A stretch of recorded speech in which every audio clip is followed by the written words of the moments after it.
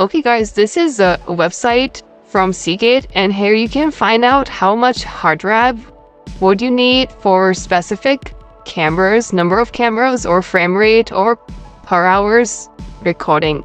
So or here you can just slide this thing, and let's suppose you have 4 cameras or 8 cameras or 10 or 20 or 25 cameras.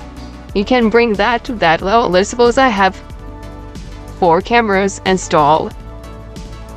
Frame rate is the number of pictures a camera takes per second, so I'll keep it 25.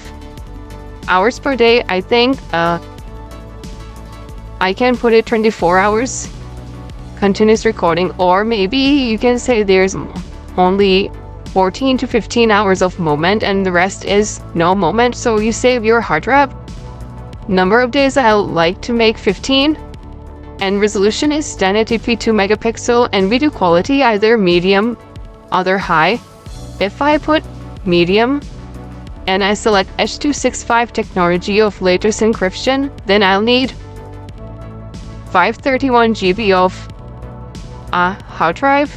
And if I need high quality picture, then I'll need 1 terabyte of hard drive for 4 cameras for 15 days of recording.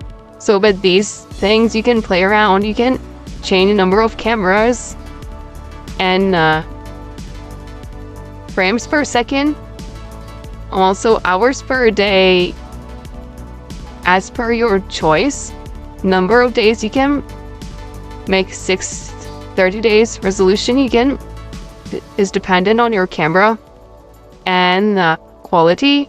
So this is the hard drive space you would need for these settings. So this gives you an idea how much hard drive do we need for CCTV. When you have these number of camera, or these are the parameters, that changes the hard drive space, frames per second, hours per day, number of days stored, resolution, video quality, and then gives you the hard drive space.